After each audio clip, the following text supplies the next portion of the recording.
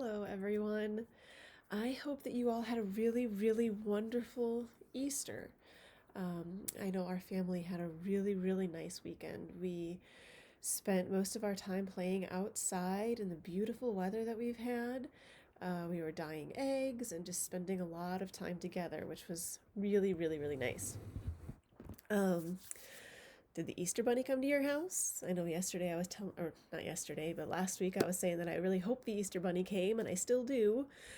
We did have the Easter Bunny come to our house, and he made quite the mess with Easter grass and eggs. And I'm pretty sure that our cat got to some of the eggs because it seemed like they weren't with the Easter grass, and maybe sort of under the couch quite a ways. So at least somebody was having fun, right? This week we're going to continue to learn about Jesus' life because it didn't end with his crucifixion, right? That's what we learned last week. It didn't end with his crucifixion. Easter is just a continuation of Jesus' life. So this story that we're going to learn about today is actually one of my favorites about Jesus. In fact, you might have remembered hearing this story in church before. Pastor Charlotte is the first one that I've ever heard use this story to introduce communion, although I've heard Pastor Dan do it since then. The story today is about some of Jesus' disciples, not the 12 that we often hear about, but he had a much larger following than just 12 disciples. He had many disciples that followed him and wanted to learn what he was teaching. And so these are some other disciples who maybe didn't know him quite as well as the 12 did. And they were walking. They were traveling on foot, like people did back then, and they were walking to a place called Emmaus. And this happened just a few days after Jesus' resurrection, or maybe it was the day of Jesus' resurrection. It's not really clear. And they didn't understand what happened. They knew Jesus was crucified, so they know that he had died. And they had heard that the tomb was empty and that the crazy women were claiming that he had been resurrected. But they hadn't seen any proof of that, and they didn't really know what to make of it.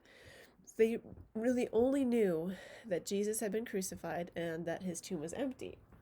So let's go ahead and read the story. The story today comes from Luke chapter 24, verses 13 through 15, and it's often called the road to Emmaus. You can see, there's the picture. Okay. On Sunday, Cleopas and his friend were walking from Jerusalem to Emmaus. They were talking about what had happened in Jerusalem. As they walked, a stranger began walking with them. "What are you talking about?" the stranger asked. Cleopas said sadly, "We were talking about Jesus. Jesus was a man of God. He was killed 3 days ago." So it happened on Easter. Cleopas continued, "This morning, women went to Jesus' tomb, but Jesus was not there. Angels told them that Jesus was alive." Peter went to the tomb, and he did not find Jesus either. The stranger asked, "Why can't you believe what the prophets said?" The stranger began explaining all of the things that were written by the prophets. When they got to Emmaus, Cleopas and his friend invited the stranger to stay and eat with them. When dinner was ready, they all sat down to eat. The stranger took the bread, broke it, and blessed it. Then he gave each person some bread. When the stranger did this, Cleopas and his friend recognized him. It was Jesus. As soon as they recognized Jesus, he disappeared. The friends got up quickly and returned to Jerusalem to find the other disciples. They told the disciples, "The Lord really has risen." So there we go. That's the story. So why do I like this story so much? It's kind of simple. It's a little bit weird, right? They're walking with a guy. They don't even know who he is. I think that this story has so much to talk about that it's really hard to pack it all in to our little 45-minute Sunday school session that we would have if church was happening. much less a much shorter video, but I will try my best. Um, First, these disciples were walking, they were moving, they were traveling together with Jesus, and they didn't even know it. And we often say that life is a journey, right? We're walking, we're traveling, we're journeying, and we always have Jesus with us. I think that this story is a great reminder that we are always walking with Jesus, always. Anyone we meet is an opportunity for us to learn about ourselves and about others, as well as show them Christ's love through our actions. When Jesus appeared to these strangers, I mean, it was so, picture this, right? You're walking down the road with a friend of yours, and somebody you don't know comes up and he's like, "Hey guys, what's up? What you talking about?" A lot of people would say, "Who are you? Go away. Like, we don't know you. It's none of your business." But these disciples didn't do that, did they? Instead, they included him. They included this complete, to their mind, a complete stranger. And they said, "This is what's happening. This is what's heavy on our hearts right now." And they shared this with this complete stranger. And so then this complete stranger starts sharing information with them, and he's teaching them about religious teachings and everything. And again, instead of them saying, "Who are you? Why do you know this stuff? What basis do you have to tell us anything?" They listen to him. They show him love. They show him respect. They show him kindness. And then when they get to Emmaus, they don't say, "Okay, see ya. We're going to go have dinner. Bye." No, they invite him to come and stay with them. And not just invite him. The story doesn't make it clear, but at first he was like, "Oh, no, no, no, that's okay." But they said, "No, really, we want you. Stay with us. Come eat with us." And so that's when he shared the meal with them and when he blessed the bread. And that leads me into the second big point of this story, I think, which is, when did the disciples actually recognize that this was Jesus, right? They're walking with him all day long. You know, they're going on this big journey with him, and they're talking this whole time. They're listening to him teach them about the prophets, which is the Old Testament, and all of the prophecies that talked about a Messiah, which is Jesus. And they don't recognize that that's Jesus in all of that.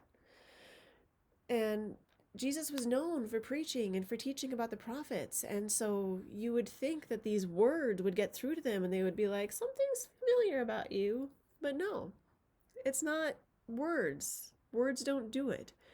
It's when they go to have dinner and Jesus has actions. He takes the bread, he breaks the bread, and he blesses it, and he shares it with them. And those actions, that sharing of the meal, that's what makes the light bulb go off. And they're like, "Oh my God, it's God." So, you know, this is to me saying actions. Actions are how we show God's love. Actions are how we show people what Christians are, who Christians are. It's not through words, because anybody can talk. It's through the way we act. So, my challenge for all of you this week is to find ways to share God's love through your actions. How are you going to do that? I have a few ideas that I am willing to share with you. First, this is a scary time for a lot of people, especially the elderly and people who might be disabled or have some pretty severe health problems. So if you know anyone who fits in any of those categories, give them a call. Just call them up on the phone. Ask them if they need help, if they need you to get them groceries, if they just want to talk to you for a little while. That act of making that phone call, that could mean the world to them, because maybe they haven't talked to anybody that day. So I think that would be a really good way to share God's love through your actions. Some other ideas, I don't know if any of you have heard, there's a Facebook group out there called Auburn Kindness Rocks. And they just pick up rocks and they paint them, and then on the back they put Auburn Kindness Rocks. And they put them out all over town. Actually, they've spread all over the country. Um, but it's just a way of sharing a little good cheer, right? You paint a beautiful picture on a rock. It doesn't even have to be perfect. It can be anything that you want it to be. But they take them and they hide them all around or put them out in the open so that when people are out going on their walks, they can see them, and maybe they'll take them home and it'll remind them of this walk and it'll put a smile on their face. And that's another really good way of sharing love. Even just picking up trash while you're going out and walking would be a terrific way of showing love through your actions, right? Because you're helping to take care of our town, of your neighborhood, of our community, of the planet. And that would also be a terrific way of showing God's love through your actions.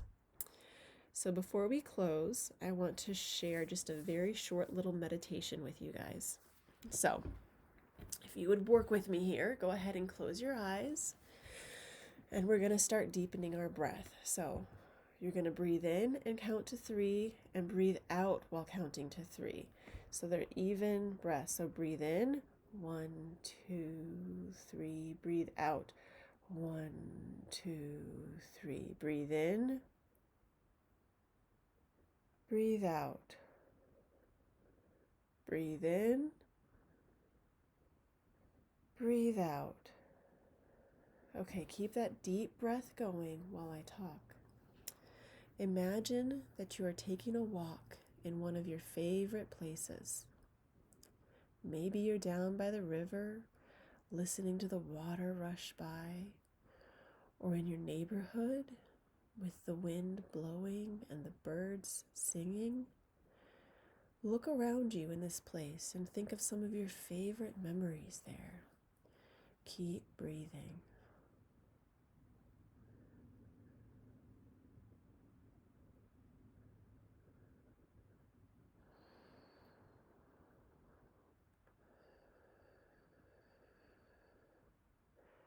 Now Jesus is walking with you, sharing your favorite place with you. What do you talk about? You can ask or tell him anything you want. He'll never judge you for what you say or what you ask. He will just always love you. Spend some time talking with Jesus while continuing those deep breaths.